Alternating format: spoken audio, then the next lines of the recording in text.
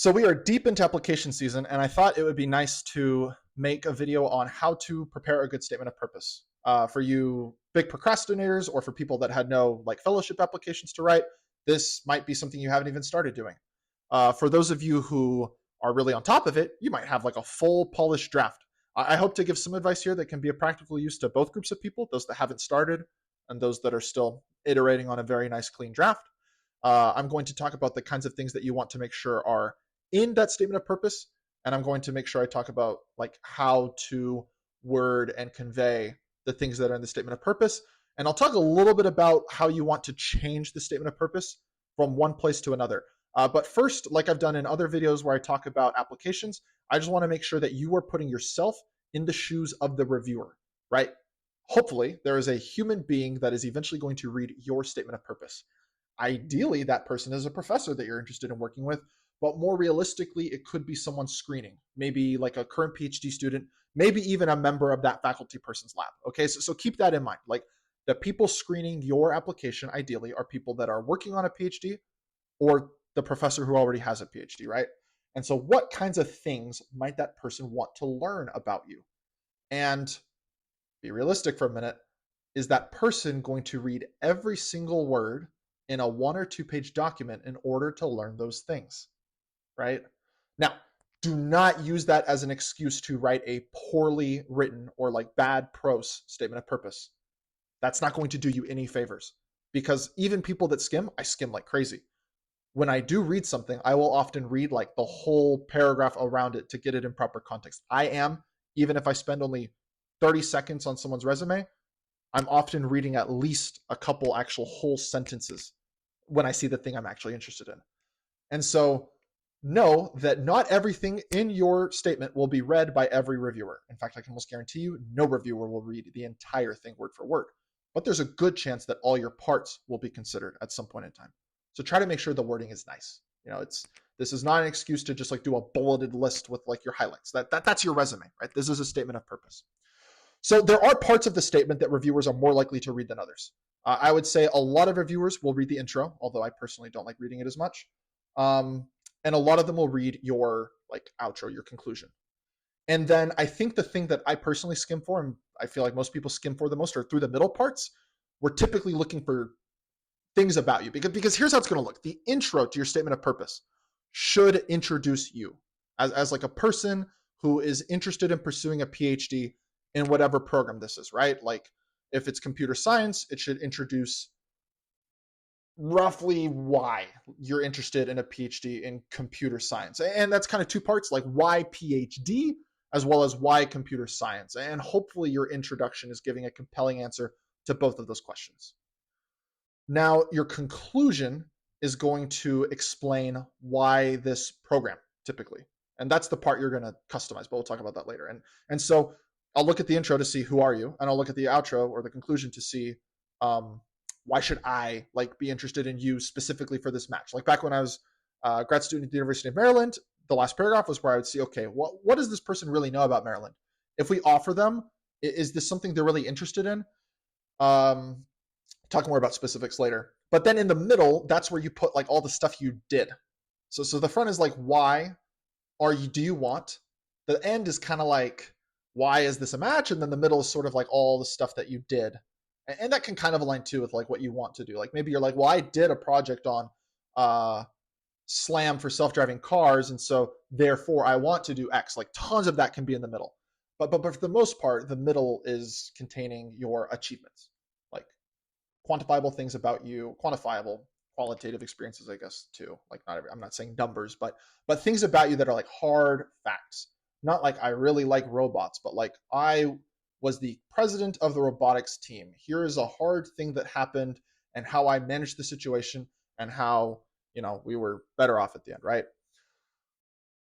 One way you can look at the CV is that it has this relationship with the statement of purpose, where your statement of purpose sort of explains the curriculum vitae or the resume with like words, and it also helps motivate the resume. Like the resume will say, oh, he was the president of the robotics club. Well, the statement of purpose is a chance to explain why you're the president of the robotics club, or if that was hard, how did you become the president of the robotics club? Or if you like had some crowning achievement there, which should be on the resume, by the way, like we did blah, blah, blah. But like kind of tell the story of like how did you do that? How did you earn that like prestigious award as the president of the robotics club? I think one mistake that you can make is letting the middle get so muddy that if someone's skimming, they won't be able to catch any of these things.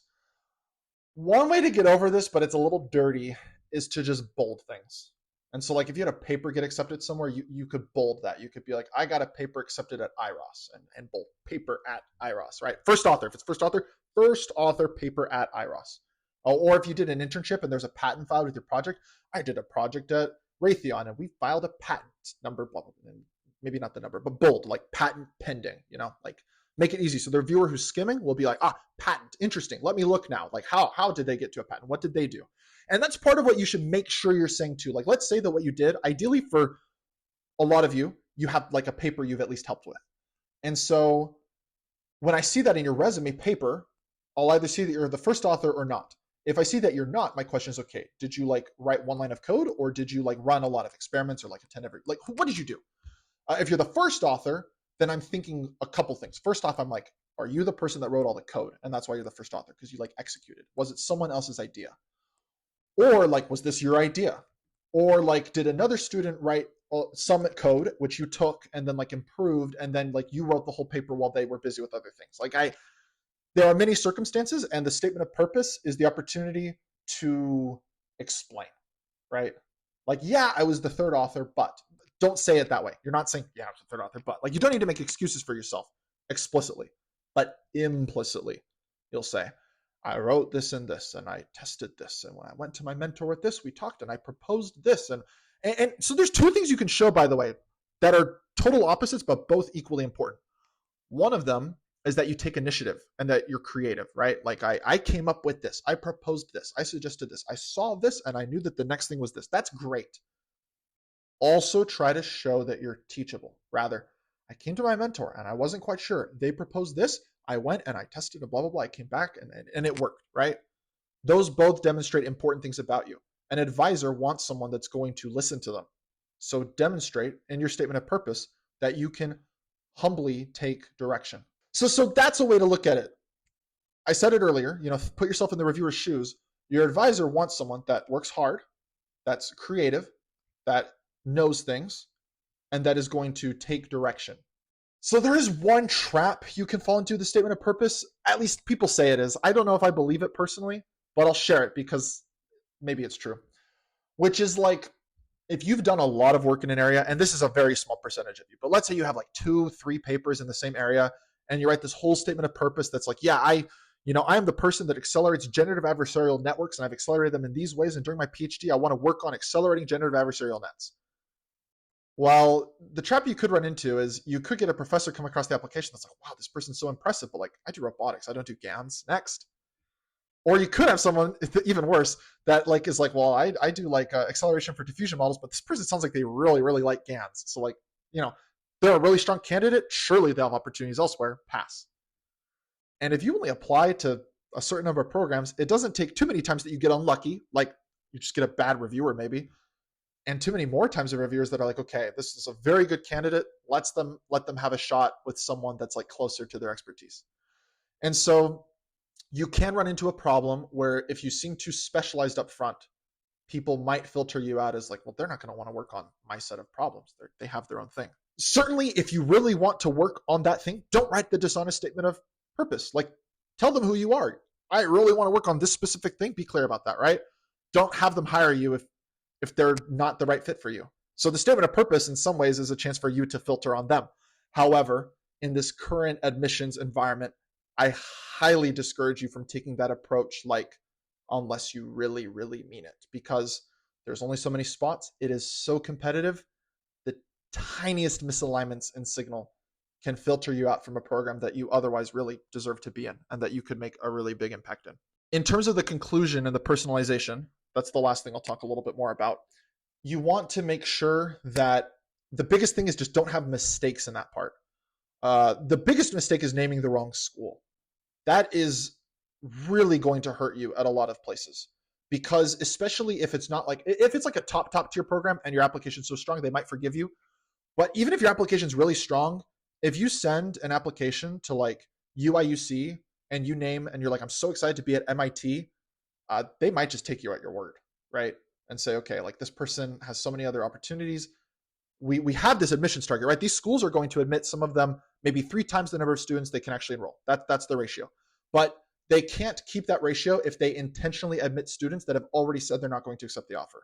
So in addition to trying to find good students, most places try to find some level of fit with university, and nothing indicates poor fit more directly, even if it's just an accident, than listing the wrong school. There's other variations of this mistake, like listing a professor that doesn't do the thing that you say they do. You know, if you're like, I'm so excited to work with Dr. Smith on radiation therapy, but Dr. Smith doesn't work on radiation therapy. They're in the geology something or other. Like, that's going to show that you are sloppy and don't really know or care about the university. So showing two bad things at once. I mean, first off, same with the university typo. It's sloppy. It shows you don't check your work well. And second off, it's showing that you just don't care about the university. So those are things to avoid, right? Don't say things that are false. In terms of true statements, there's different levels of good, right? There's one thing that's like, I want to work at University 1 with professors 1 or 2 in areas A, B, C. As long as those are true statements, that's fine.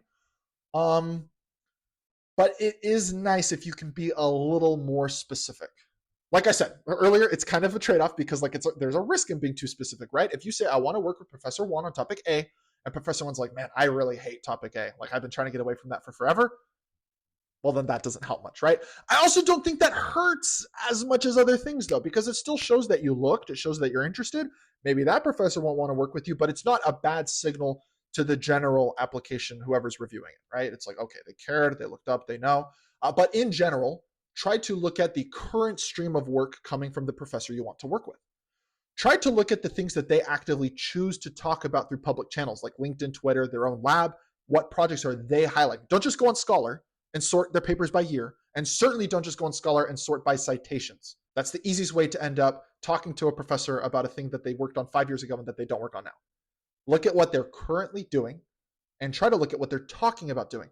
You can even look, your professors that you're looking at will often be invited to give talks places, and they might list those talks on their website. Look at those. What are those talks about? You know, oh, I gave a talk on video models as video foundation models as world models. Well, then that person wants to work on generative video models for world models, right? You can say that. You can say, I saw that you are giving talks or writing papers in this subject and that's very interesting. Don't say you, by the way. It's written like you're in first person and you're not speaking to anyone in second person.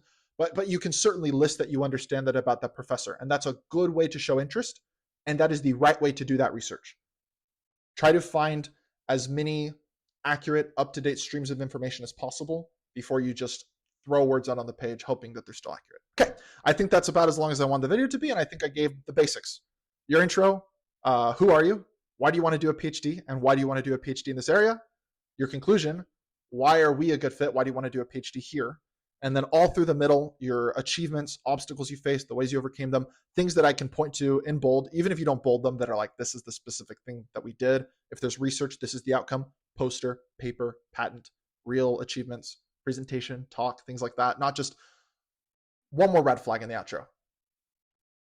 If you list some research thing or anything and there's no like conclusion, it's like, okay, like, I don't know if that really like happened, or if they just like spent some time in like an IPython notebook and like wrote a couple scripts and then who knows. So be clear, be specific, show impact, be yourself as much as you can following the advice I already gave. And take care. See you next time.